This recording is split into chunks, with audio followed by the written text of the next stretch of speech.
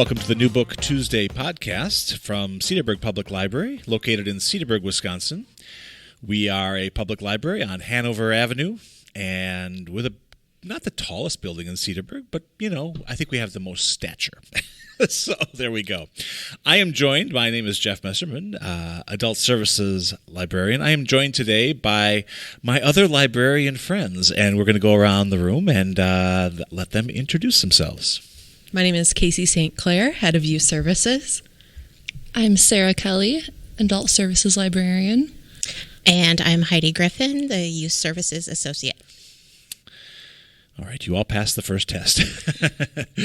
The point of this show will be to introduce just what the title says, New Book Tuesday. Tuesday seems to be the primary day that new books, nonfiction, fiction, children's books alike, drop, as the cool kids say. And we're going to talk about them here and possibly give you some reading lists that you can build every week or every other week, however this thing winds up showing up in your podcast feed. And to give some of our listeners background, we actually receive books on Tuesday. So Monday, we'll walk into the library through the employee entrance and see Baker and Taylor boxes, big cardboard boxes with the books that us librarians have placed the orders for.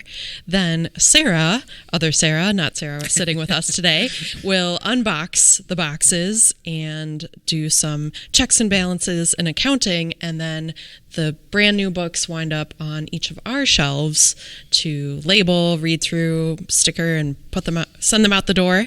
That usually happens on Tuesdays. So Monday and Tuesdays are happy days for us. It's an exciting day. We come in and it's, what other job do you have Christmas every Tuesday? So that works out well. Jeff, would you like to share your selection first? I would be delighted. What I have today, I actually did not stay in my lane. Traditionally, I do the buying for the fiction collection. I moved over into Sarah's lane without asking, and because I was really excited about this. I am, as you all know, and soon you all will know, I am a big movie cinephile, film junkie.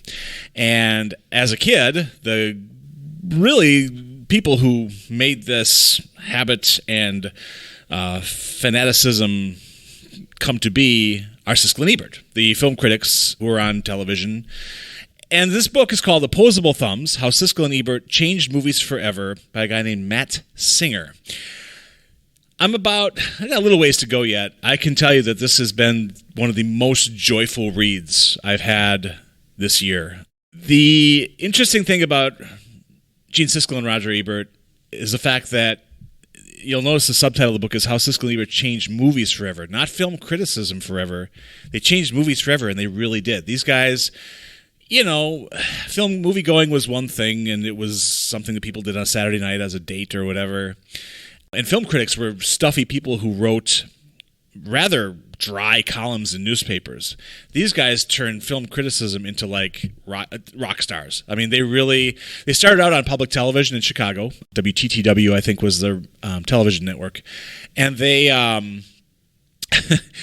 they hated each other from the get-go. They hated each other. And it was a healthy hate in that it was all based in envy. Like Gene Siskel despised the fact that Roger Ebert got a Pulitzer before he did. Roger Ebert despised the fact that Gene Siskel was higher paid than he was. One was from the Tribune, one was from the Chicago Sun-Times. There was no reason why they should get along. However, there was a mutual respect, and that's really interesting. But the fact that they would fight, the personas you saw on television of them duking it out over if a movie's good or bad, they fought over airline seats. They would show up, they would go on David Letterman or the Johnny Carson show, and you remember there's two chairs. They would fight over who sat next to Carson and Letterman, and it never ended. But it's amazing because all of this combat was really coming from a bizarre place of mutual respect and love. It is such a great book. As characters, they're fascinating people. It's written in a real breezy conversational tone.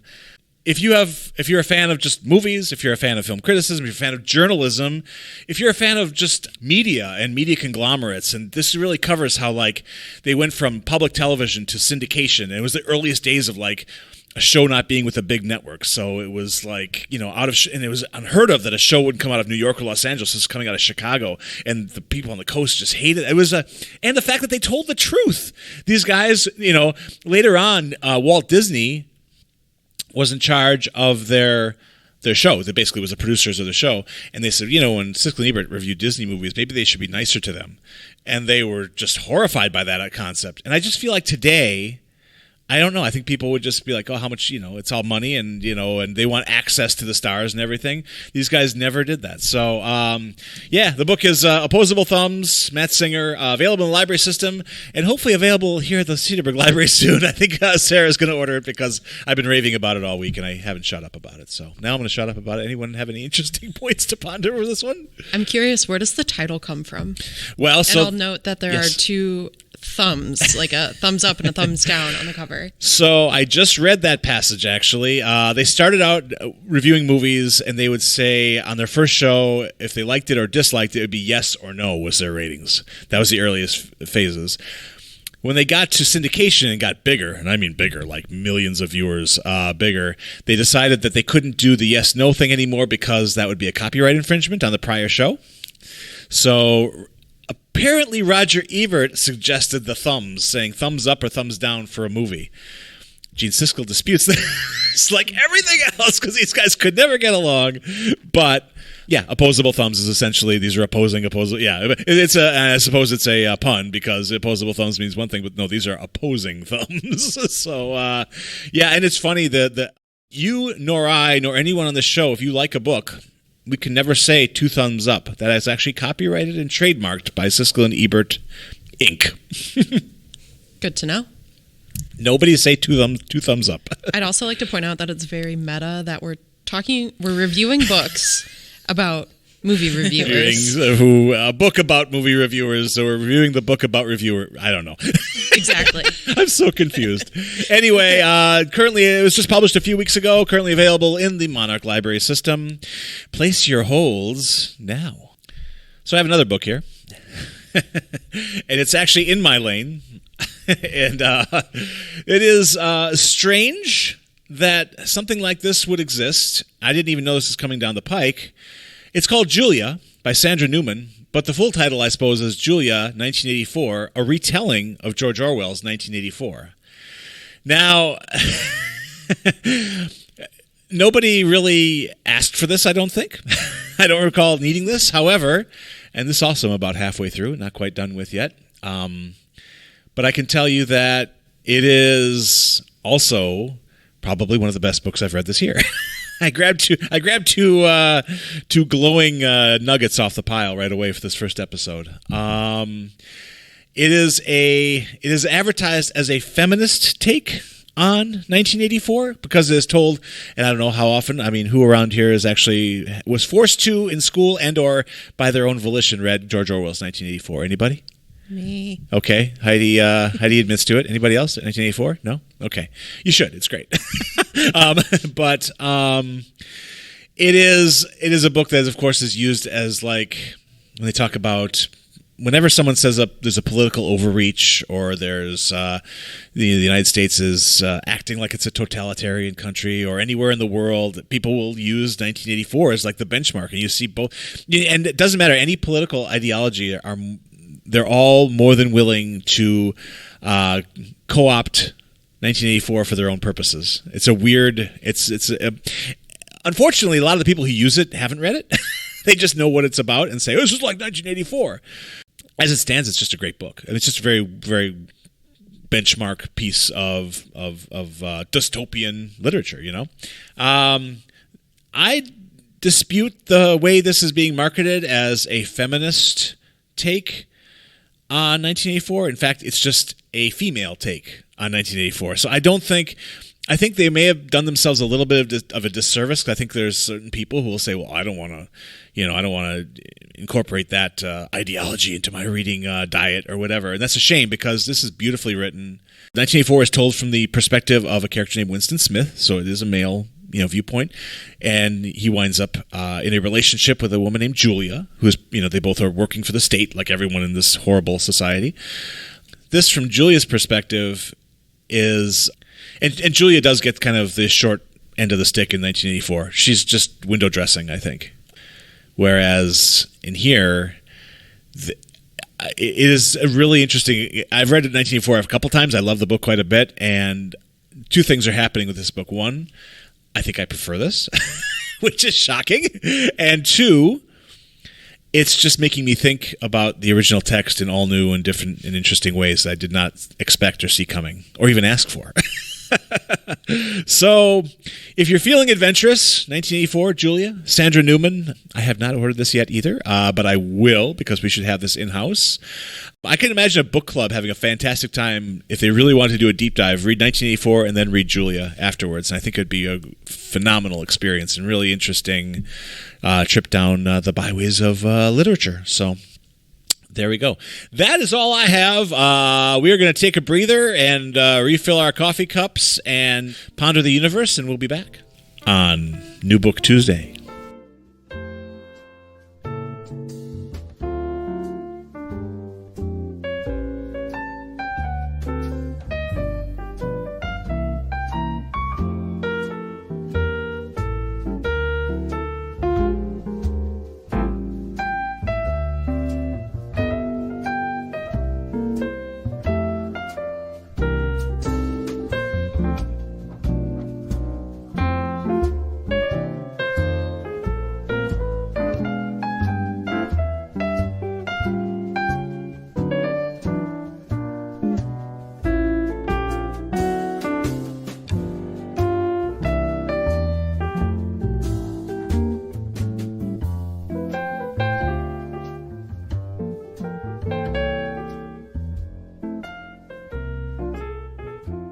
Let's take a virtual trip down the stairs or use the elevator, whichever you prefer, to the Youth Services Department, where we will talk to Heidi and Casey, who make that department click somehow. That's a wild place down there, you know? Children's department is the Wild West. It's just it really is. Speaking of all things wild, I picked the book The Eyes and the Impossible by Dave Eggers. He writes both adult and children's literature. And Heidi brought this book to my attention. We share an office, and she was typing her away at her computer and said, "Hey, have you heard about this new book by Dave Eggers? It's getting a bit of hype and might win the Newbery Award." Nice. And I said, "No, I haven't. I will order it right away," because the premise and just how it was presented looked really cool, and I hope to do it justice and share about it. Overall, it is a book for readers of all ages. I can see adults, kids, anyone really enjoying this book. It is about a clan, maybe not clan, but animals who live in a city park. Central Park in New York kind of came to mind. There's a herd of bison, a few pelicans, squirrels, raccoons, and the most importantly, a dog named Johan. And his job in the forest, in the park, is to keep an eye on everything that's going on and report back to the animals. So he loves to run. On the cover, he's darting through a forest, and he goes and checks on all the people who are visiting the park. There's a little paddle boat pond, there's some food stalls, and there's some construction going on in the park, which has raised some eyebrows. And he is essentially called the Eyes. So he runs around the park and reports back to the animals, whom are probably more wise and sage and older than he is, and they sort of interpret what he is bringing to them as far as intelligence. You can take it for what it is, as animals running around in a park in the forest, or you can get pretty philosophical with it and think about what each animal represents. And I think it made me laugh. It made me cry. I also read it while I was camping, which added a layer of, I don't know if anyone else does this, where the area or the place in which they read a book kind of influences how they're interpreting it. So I purposefully brought this camping, and I was reading it while in the hammock, and it really helped me connect to the story versus reading it inside at home. So I highly recommend The Eyes in the Impossible by Dave Eggers. It might get a shiny Newbery Award on the cover. I hope it does. Metallic sticker, right? Metallic sticker. The cover is beautiful in and of itself. Not that we judge books by the cover, but and it has wonderful illustrations and paintings throughout. Nice. So definitely pick up The Eyes in the Impossible. It's interesting. Dave Eggers wrote the screenplay to the adaptation of Where the Wild Things Are.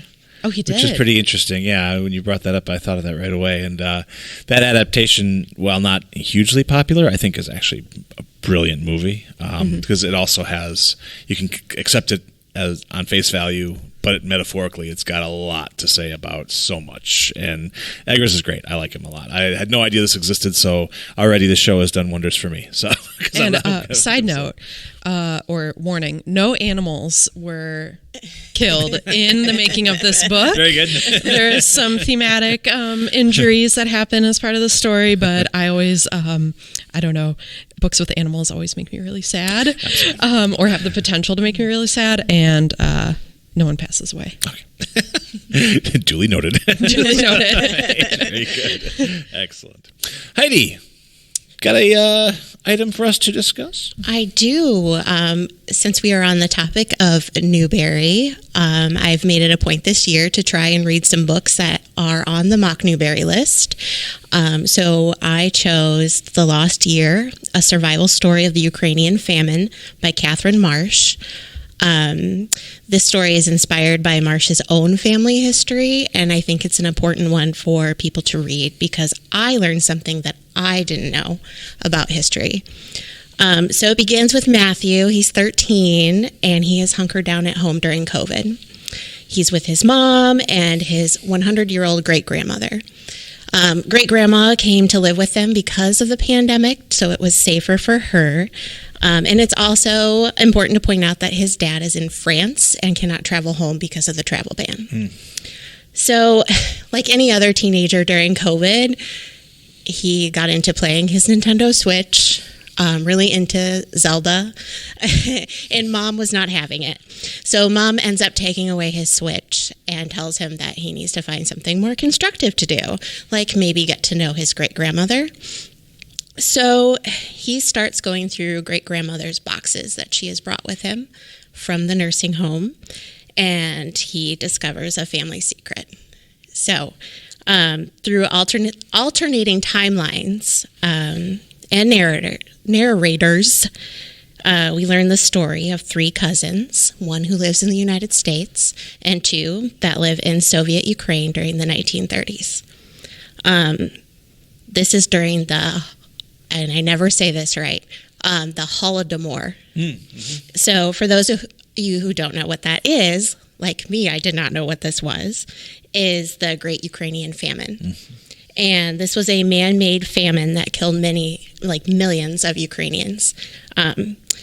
So when you say man-made, are we talking like the Soviets would like intentionally cut off food supplies and that type of thing? Yeah. Yes. Yeah. So lots of people were struggling. It's just it's hard to say. It's a beautiful, heart-wrenching story. And I would recommend this story to adults. I would recommend it to teenagers. I think it's a great crossover book for kids that are looking to read upstairs but not quite ready for upstairs, meaning young adult. It's also on a finalist for the National Book Award. So yeah, I highly recommend it. Wow, I love the framework of a story within a story. That's one of my favorite tools, and it sounds like that thing nails it. So, and I would say more, but I don't want to give away too much because I will say there is an awesome twist that you will not see coming. Yeah. Excellent. All right, fantastic.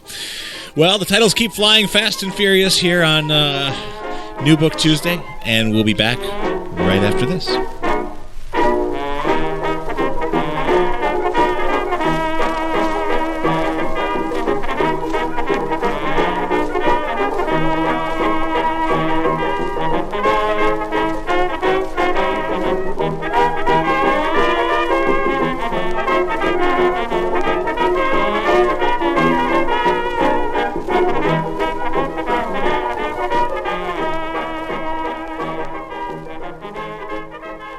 Sarah, I'm curious, what are you reading lately?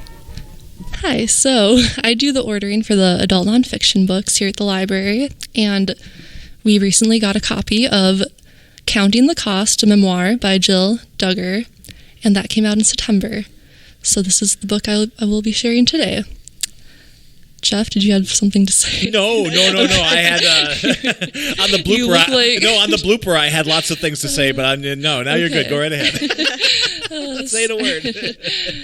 So this memoir is about Jill Duggar and the TLC show she grew up on called 19 Kids and Counting, and then it turned into Counting On. So it kept making babies.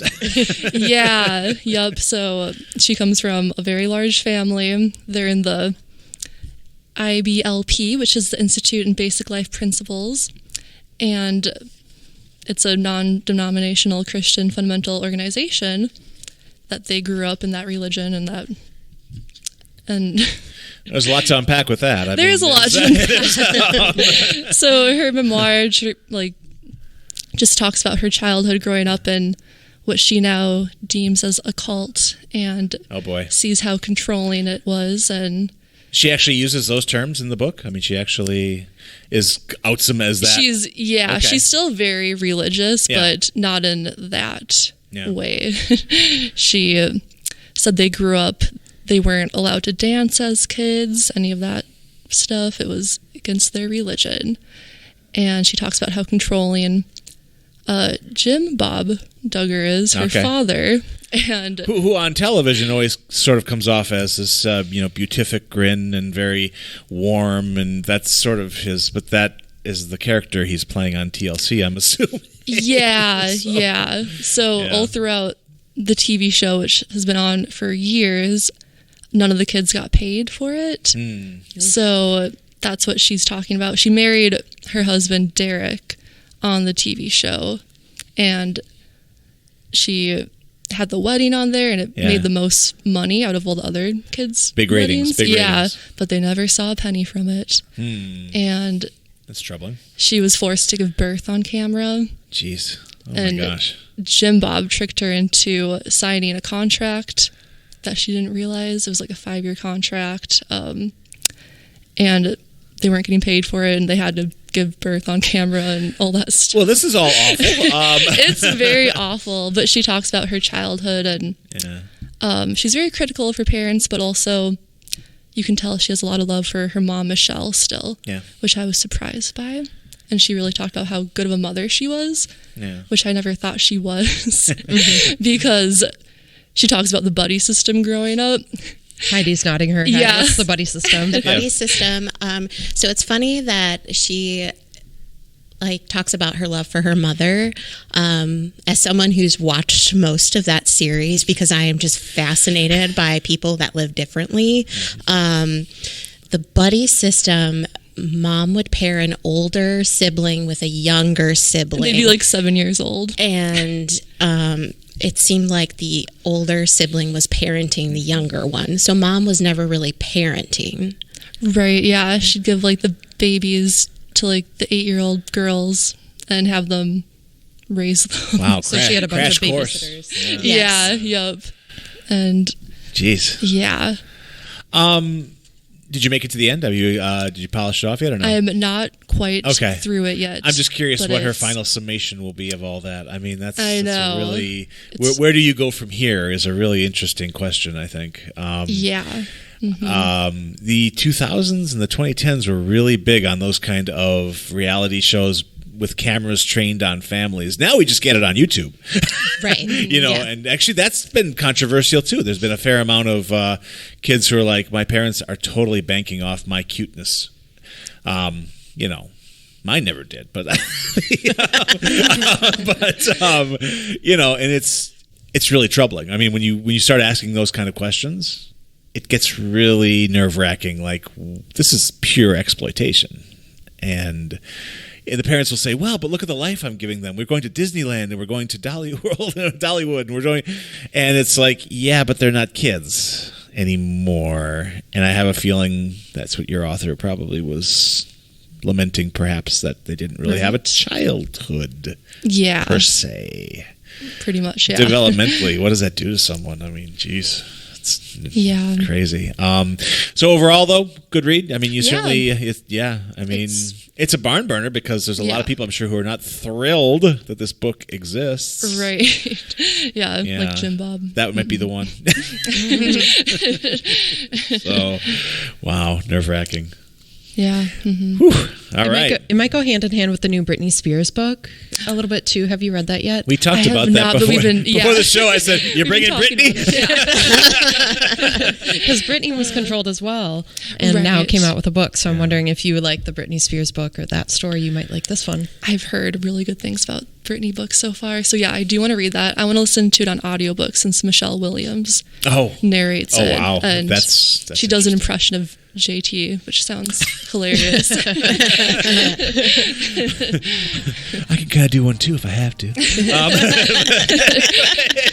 But anyway, that's the extent of my Justin Timberlake impersonation. That's a good place to end, I think, on my Justin Timberlake impersonation. The show is New Book Tuesday, the New Book Tuesday podcast. I'm going to let that roll off my tongue easier by episode 2 or 3. But now, full disclosure, we came up with the title of the show about 2.5 minutes before we went live. So that's good. You people are here with us as we create this new thing here at the Cedarburg Public Library. Thanks for tuning in, everybody. Thank you to Casey and Sarah and Heidi. I'm Jeff. We'll be back with another episode and more books for you to add to your TBR list. Well, that could have been a good title, too. To be read. Okay, it's fine. See you soon, everybody. Thank you.